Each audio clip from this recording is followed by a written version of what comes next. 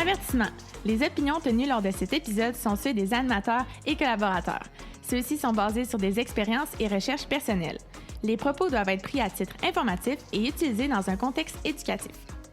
Ce podcast est propulsé par CFA Québec, notre fier partenaire d'affaires.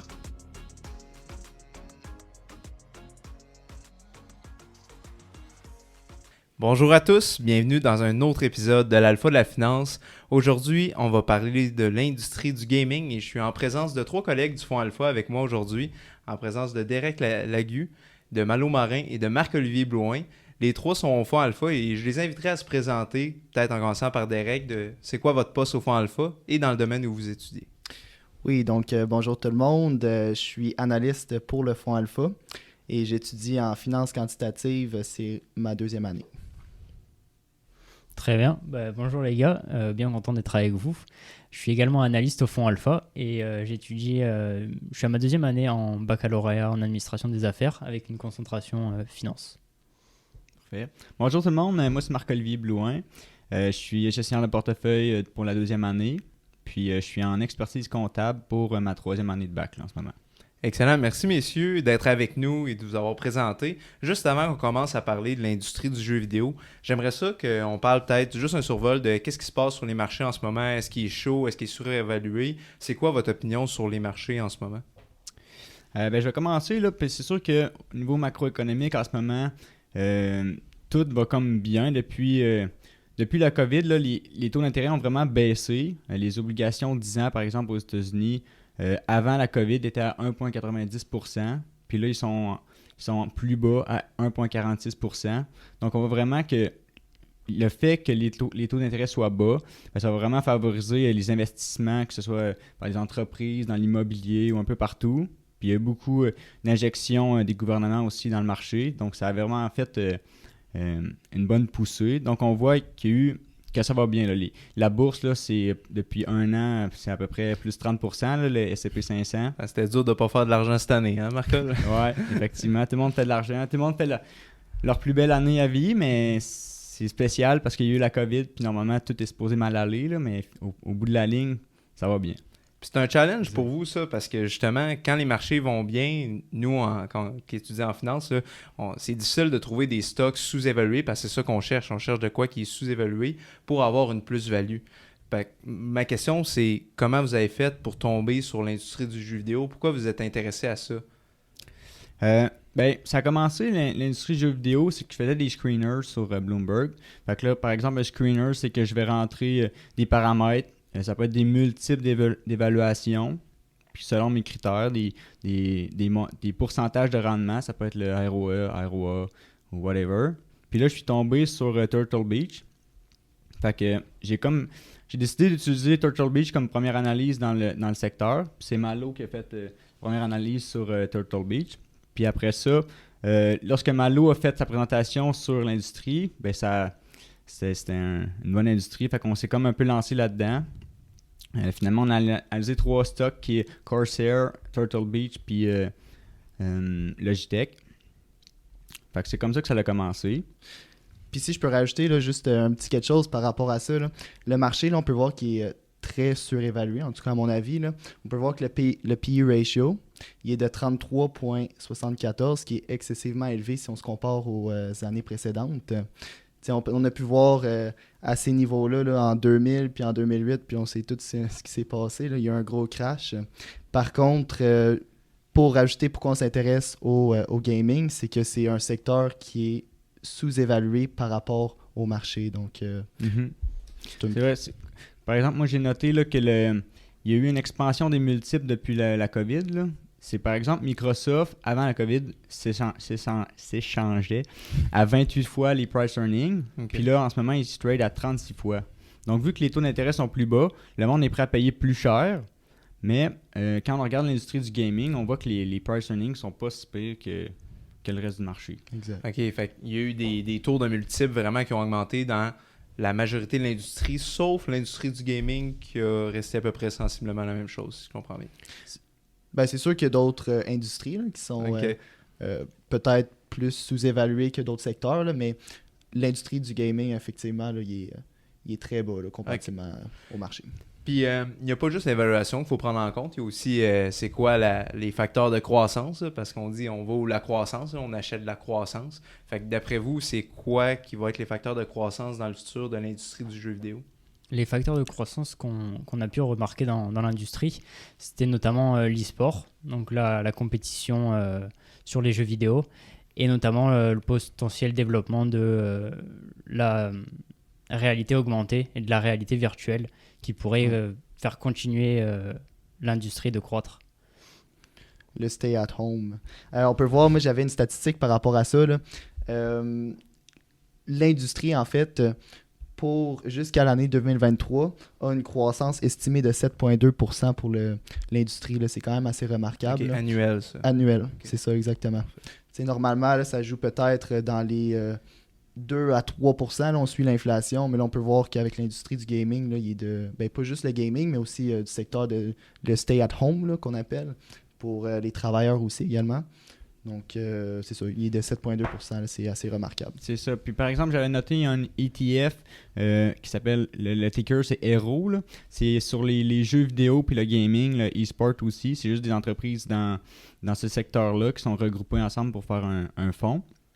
En 2020, il a fait un rendement annuel de 89%.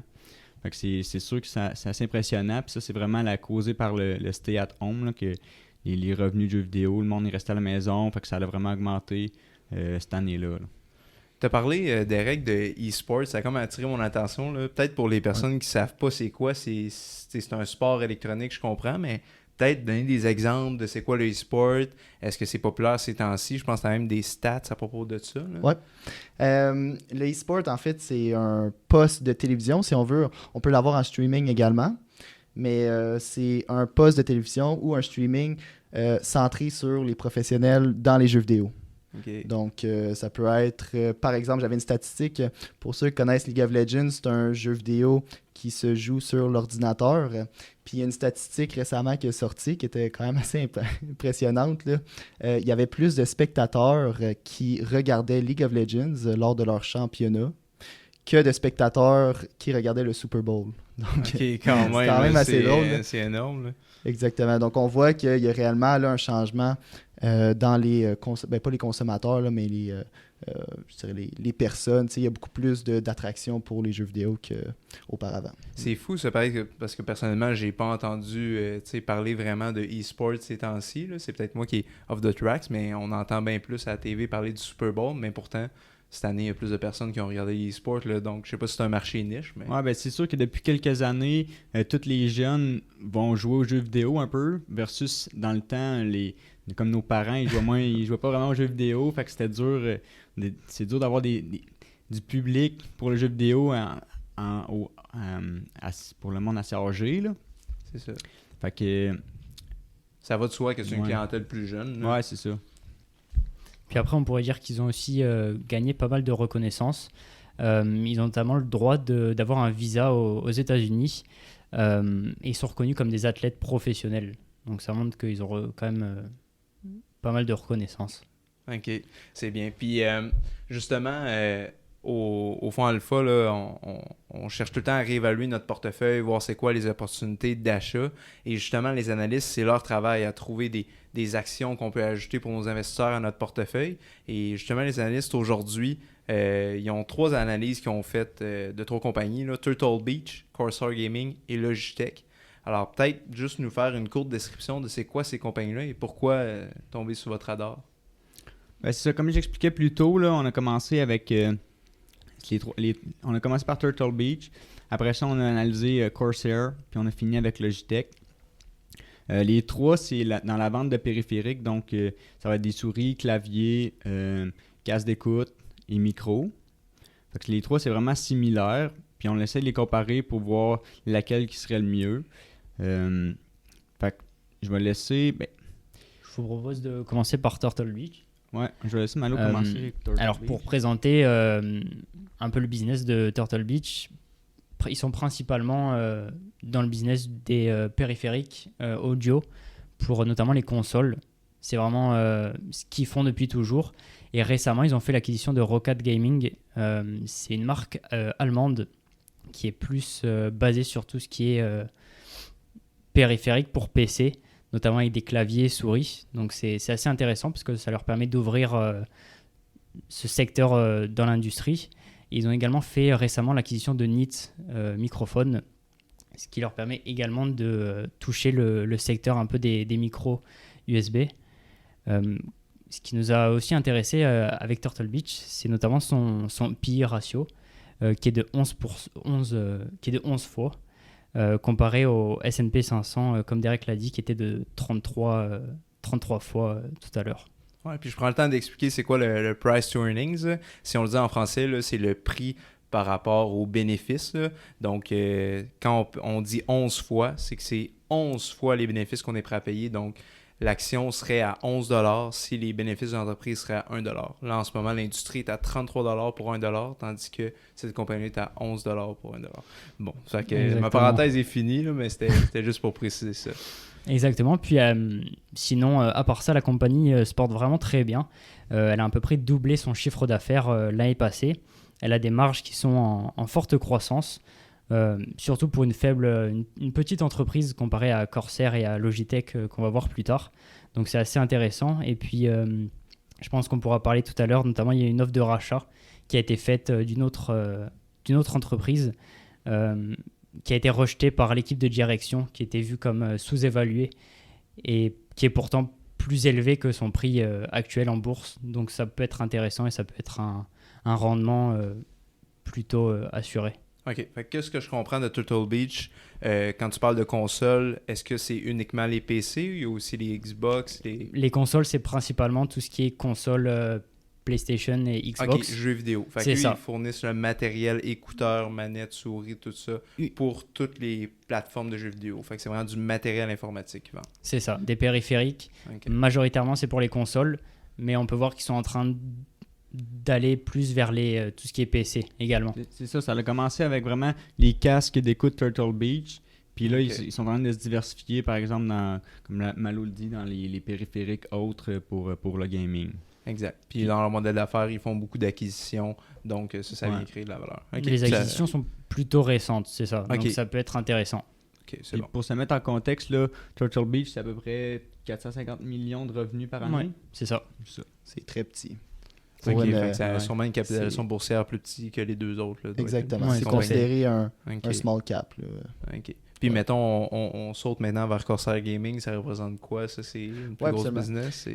Corsair Gaming, je dirais, c'est entre small et mid cap. C'est à peu près une capitalisation boursière de 2,5 milliards. Si je ne me trompe pas, 2,5, 2,6.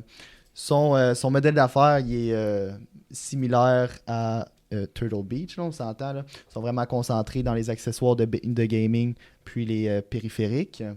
Pour faire peut-être une petite bémol, là, les accessoires de gaming, c'est comme on a dit, les cases, la mémoire, les power supply, le cooling, les cases préfets. On va en parler plus tard, là, mais ce que Turtle Beach ne fait pas présentement, en fait, ils font non, c'est ça, ils font pas ça présentement. Eux autres, ils sont plus dans le secteur périphérique. Donc, tout ce qui est les claviers, souris, écouteurs et accessoires de streaming, je pense pas qu'ils en font, là, par contre. Non, ils sont encore rendus là. Mais bref. Ce qui est intéressant sur Corsair Gaming, c'est qu'ils détiennent en fait 50% des parts de marché sur la mémoire vive. Okay. Donc, c'est quand même assez impressionnant. Là. Ils ont la majeure partie des parts de marché. C'est ça, puis mémoire vive, là, c'est vraiment des pièces que tu vas mettre dans un ordinateur pour quand les gamers vont construire leur ordinateur, ils vont mettre ça dans leur ordinateur pour avoir une bonne machine, ça. Exactement, c'est ça. Puis tu sais, il y a aussi d'autres, il y a par exemple le Power Supply qui fait partie de ça aussi, là, que c'est pour construire l'ordinateur. Tu as aussi la boîte de l'ordinateur, que je pense que tout le monde sait c'est quoi. Puis les ventilateurs. Pour le Power Supply, ils détiennent 42% du marché. Pour les boîtes, c'est 15%, puis pour les ventilateurs, c'est 53%. Donc, ils sont quand même assez, je dirais... diversifiés. Ils n'ont pas juste une source de revenus, c'est ce qui est intéressant. Oui, exactement. Okay. Puis, on aurait également pu parler de la récente acquisition qu'ils ont fait avec Gamer Sensei et Virtual by Impulse. C'est plutôt intéressant. Ça se base vraiment sur l'e-sport et sur tout ce qui est autour du streaming et des chaînes YouTube. le modèle d'affaires, par exemple, de Gamer Sensei, c'est qu'ils donnent des cours de jeux vidéo avec des coachs. Généralement, c'est des personnes qui ont un assez bon niveau, qui sont plutôt professionnels. Donc, c'est assez intéressant. Et ça se dirige vraiment sur l'e-sport. Et donc, du coup, ça pourrait croître avec l'e-sport. Et pour Virtual by Impulse, ce qui est très intéressant aussi, c'est que ils sont sur tout ce qui est création d'une charte graphique pour une chaîne de streaming ou une chaîne YouTube. Et vu qu'il y a une très grosse croissance dans ce domaine-là également, ça pourrait être très intéressant comme modèle d'affaires. C'est fou quand tu y penses, Gamer Sensei. Là, quand j'étais jeune, j'avais su qu'il allait avoir un jour une école de jeux vidéo. Je pense que j'aurais passé beaucoup de temps là-bas. Là. C'est quand même fou pareil comme concept. Là. Ouais, puis c'est un monde qui est de plus en plus compétitif. Là. Au début, il y a quelques années, le monde gamait pour s'amuser, là, mais là, c'est vraiment c'est rendu que le monde veut le faire carrière. Là. Ouais, c'est ça. C'est ça l'objectif. Ouais, c'est rendu très compétitif. Parfait. Puis Logitech, je pense que c'est la dernière compagnie Mais je sais que pas, vous avez sur le est-ce que Derek, t'avais fini de parler pour Corsair ou t'avais fait le tour? Peut-être juste dire, là, j'avais dit que j'allais en parler plus tard. Je pense que c'est le temps d'en parler. Là.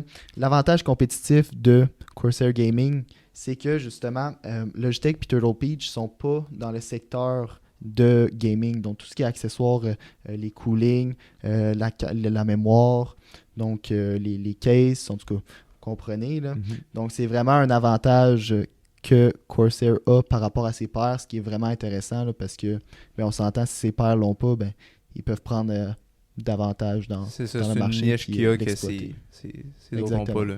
Ouais.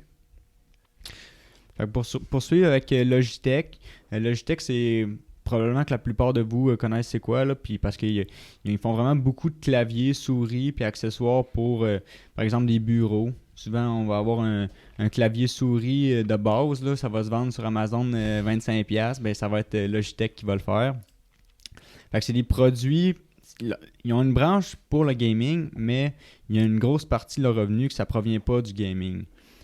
Par exemple, ils ont les pochettes de iPad qui vont être vendues chez Apple directement. Ça va être des pochettes Logitech avec le petit clavier. Là. Sinon, ils ont aussi beaucoup de petites branches. Il y a Streamlabs, par exemple, qui est un logiciel pour aider les streamers là, sur Twitch, souvent.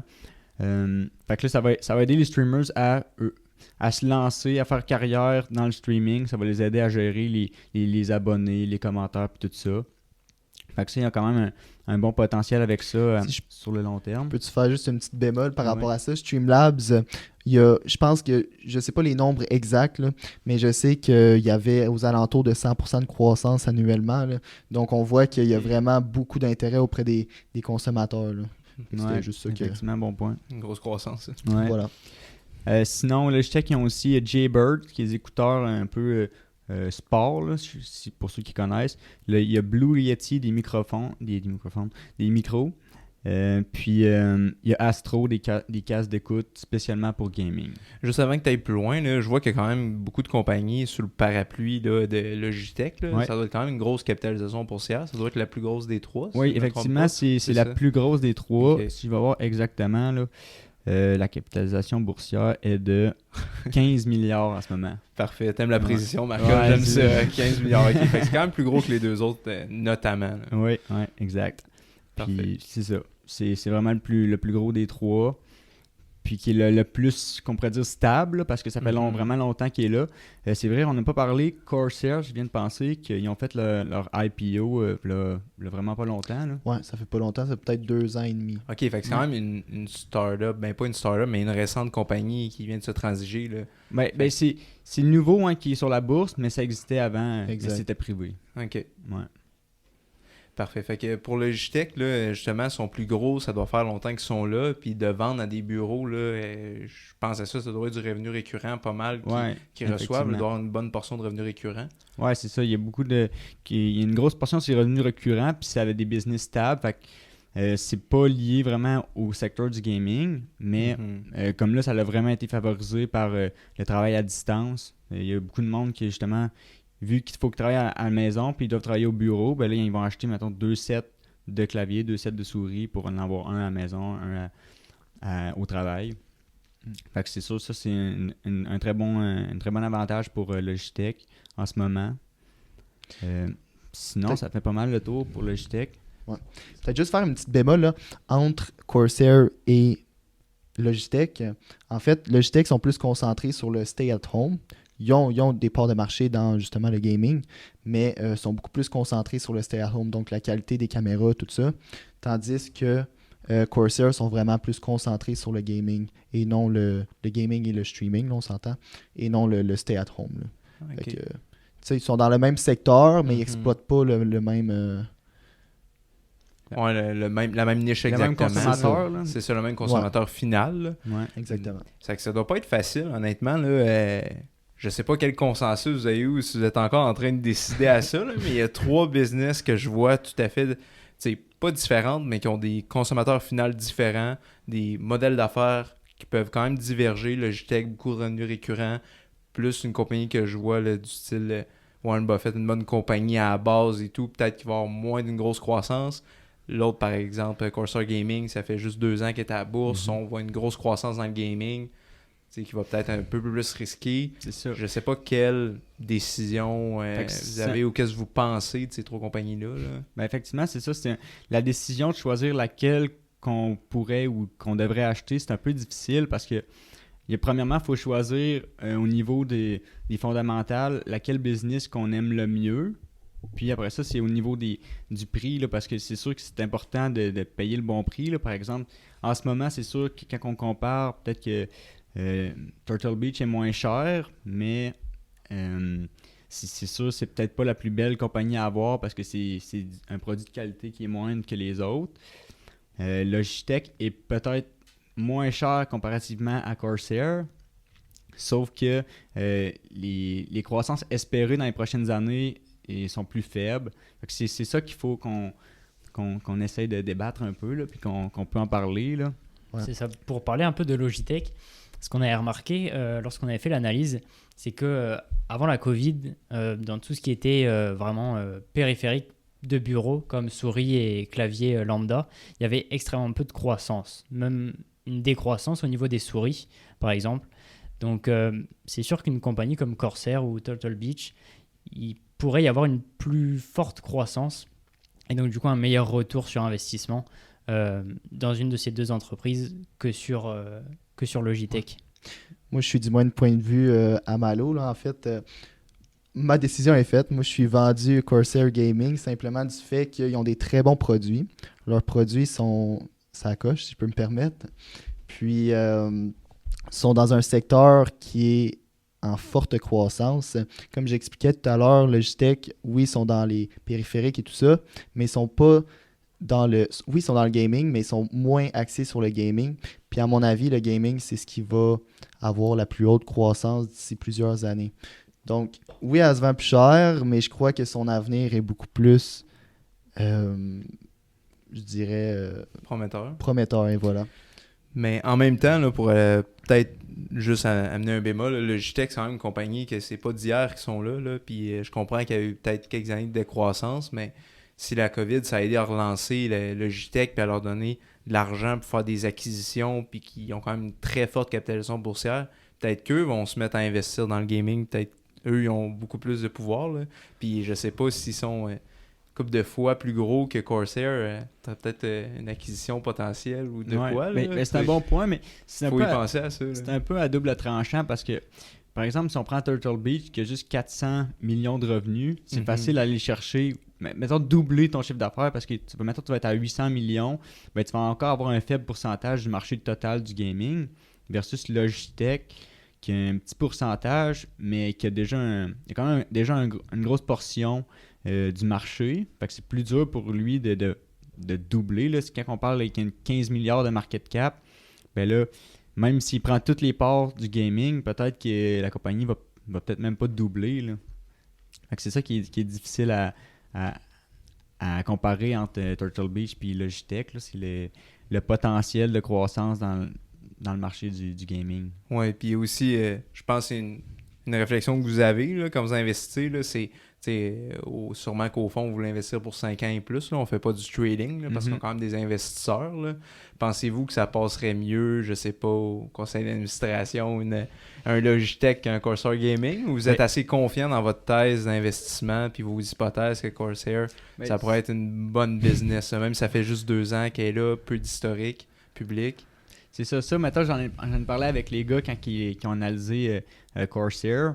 Puis c'est qu'on se disait, c'est si le marché va bien, puis tout va bien, ben probablement que Corsair et Turtle Beach vont peut-être faire des meilleurs rendements que Logitech. Sauf que dans une situation où l'environnement économique est moins bon pour les amener à venir, probablement que Logitech va quand même conserver... il va mieux conserver son prix là, à la bourse. Fait que ça va être moins dangereux de détenir un titre comme ça. Ça va être plus conservateur, qu'on pourrait dire. OK. Fait que c'est ça qu'il faut peser les pour et les contre.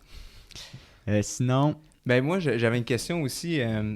Si on va du côté plus mathématique, financière puis quantitatif, là, vous avez sûrement fait une analyse des comparables, des stocks et un DCF. Ouais. J'aimerais ça peut-être juste qu'on passe un moment de savoir chaque compagnie, c'est quoi qui était relativement assez pair, le montant au DCF que ça vous donnait, puis l'upside potential que vous aviez, là, selon vos hypothèses. On comprend que vous êtes étudiant, vous n'êtes pas sur Wall Street, mais c'est quand même intéressant de savoir vos recherches, ils ont donné quoi. Puis pour les mordus de finance comme moi, là, savoir c'est quoi les upsides que vous avez. Puis... Ouais.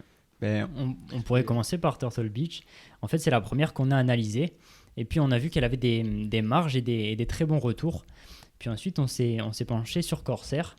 Et dans les comparables, il y avait également Logitech. Et on s'est demandé, en voyant les retours de Logitech, qui étaient à peu près à 50%, il me semble, pour le ROE, le ROA et le ROIC. Donc, c'était très intéressant et on s'est demandé pourquoi on ne l'avait pas analysé. Donc, c'est pour ça qu'on a fait une analyse par la suite. Même si notre analyse semblerait dire qu'elle est un peu surévaluée. Turtle Beach semble surévalué. Non, Logitech. serait ok, surévalué. parfait. C'est bon. Donc c'est pour ça qu'on l'a trouvée un peu moins intéressante, même si elle semble se diriger vers le gaming avec notamment Streamlabs.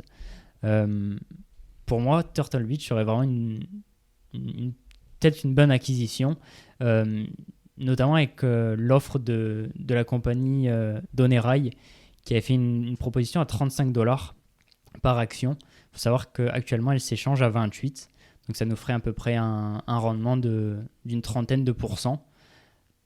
Ça pourrait être assez intéressant, surtout que l'équipe de direction l'a refusé en disant qu'elle était l'offre était trop faible. Donc ça peut être intéressant, sachant qu'ils ont peut-être plus de connaissances dans l'entreprise et dans son potentiel à court et moyen terme. OK, fait qu'en ce moment, excuse-moi, juste en ce moment, Turtle Beach se trade à 28$. Ils ont refusé un offre à 35$. C'est ça. Donc, eux autres, intrinsèquement, ils pensent que leur compagnie veulent plus. Vaut plus que $35. Puis vous, sur vos analyses, est-ce que ça tournait autour du 35 ou pas mal plus? Non, on tournait un petit peu plus. On tournait aux alentours des 45. Ah 40, ouais, OK, quand même. Ça donne un upside potential de combien environ? À peu près 80%. OK, fait que c'est... Mais c'est sûr on comprend que c'est plus risqué. Quand on dit 80%, c'est souvent c'est ça, exactement. à quoi qu'on s'attend. On investit dans une industrie qui est en émergence, une compagnie qui est très... Tu sais, un faible market cap. On s'entend un plus gros rendement parce que c'est plus sûr, risqué. c'est plus risqué. Exact. Après, on pourrait parler de sa situation financière rapidement. Il faut savoir qu'elle a plus de dettes. Elle a remboursé toutes ses dettes. Okay. Et elle a une trésorerie actuellement et un équivalent de trésorerie qui est de 63 millions, ce qui est un record pour l'entreprise. Ils ont également un EBITDA de 68 millions, qui est également un record pour l'entreprise. Donc, ça va vraiment très bien. Et ils ont notamment un très bon rapport trimestriel qui est sorti il y a récemment. Okay, ça me surprend qu'elle soit titre en démarrage, qu'elle ait très peu de dettes normalement. Ça s'endette beaucoup au départ, là, fait que ça c'est quand même impressionnant à noter. Les trois entreprises, c'est toutes des entreprises qui n'ont pas beaucoup de capex à mettre à chaque année. Okay. Fait que c'est vraiment, ils sous-traitent par exemple la fabrication, donc ça l'aide à avoir des bons cash flows puis pas avoir besoin de s'endetter justement pour grossir ou développer de nouveaux produits. Okay. Puis pour une entreprise aussi petite que Turtle Beach, ce qui est intéressant, c'est de voir ses marges aussi qui sont similaires à celles de Corsair et à celles de Logitech dans tout ce qui est périphérique, PC et console. Ça ressemble à quoi les marges dans cette industrie-là? On a une marge brute à peu près qui est aux alentours de 37%. Ok. Ça tourne Ah ouais. exactement à la même chose pour Corsair.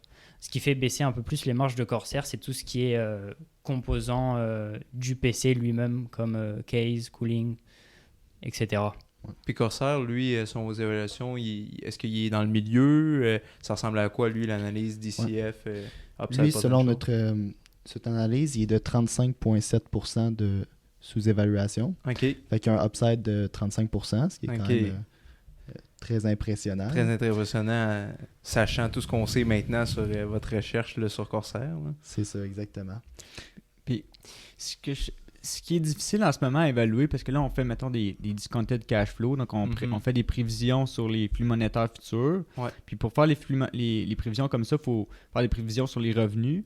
Mais qu'est-ce qui est difficile, c'est qu'en ce moment, là, depuis un an, par exemple, les ventes ont peut-être augmenté de 80%, ou je sais pas c'est quoi la stat Ouais. exacte. C'est que là, tout le monde a acheté parce qu'il est en confiné à la maison. Fait que là, tu t'achètes un casque d'écoute, tout ça. Mais là, l'année prochaine, combien de personnes va... C'est sûr qu'il y aura pas les ventes ne seront pas aussi hautes que cette année. Fait que là, combien de personnes vont racheter des casques? C'est un peu difficile à prévoir. Là, C'est ça, Mais c'est il est comme là. s'il faudrait enlever un facteur COVID là, ou comme qui rentre dans la balance facteur dans votre évaluation. Là. Ouais, c'est il pèse un poids important. Là. Mais il y a là aussi le risque de l'investissement, là, c'est que Ouais. c'est très difficile de savoir où est-ce que l'industrie... Ben, en fait, très difficile. Ben, c'est ça. Savoir, tu sais, post-COVID, on va être rendu où l'année prochaine? Est-ce que ça va descendre, je sais pas moi, les revenus vont descendre de 20%? Est-ce que ça va être 10%? Est-ce que ça va être 5%? Est-ce que ça va être un upside de 10%? Tu sais, c'est difficile de savoir. Ah oui, personne n'a un boule de cristal. Là, on C'est s'entend, ça, là, mais exactement. c'est le fun à savoir. Là. Puis maintenant, on a 80 pour Turtle, 35 et pour Corsair Gaming. Puis combien on a pour Logitech, juste à titre indicatif, c'est le fun de comparer les Logitech, trois. je pense qu'il y avait comme un moins 30%. Moins 30? Ouais, c'est ça. Ok, fait que le DCF. Mais ça, des fois, là, tu peux jouer avec quelques hypothèses, puis le DCF fait plus de sens. Là, fait qu'il n'est pas à prendre pour. Ouais, mais c'est ça, mais il y a une variable qui fait beaucoup varier, là, c'est ton WACC que tu vas avoir dans ton taux de rendement espéré, qu'on pourrait dire. C'est que, par exemple, Logitech va être plus une compagnie conservatrice, mais on a quand même mis des bons WACC. Fait que là, c'est peut-être que notre WACC est trop haut. On a un rendement exigé trop haut en fonction de la business. Fait que ça peut jouer. C'est ça. On veut pas vous perdre là-dedans à la maison, là, mais c'est juste, c'est le fun de savoir l'analyse parce qu'ils ont calculé, dans le fond, quand on dit un upside, là, c'est un potentiel de rendement qu'on peut faire sur l'action.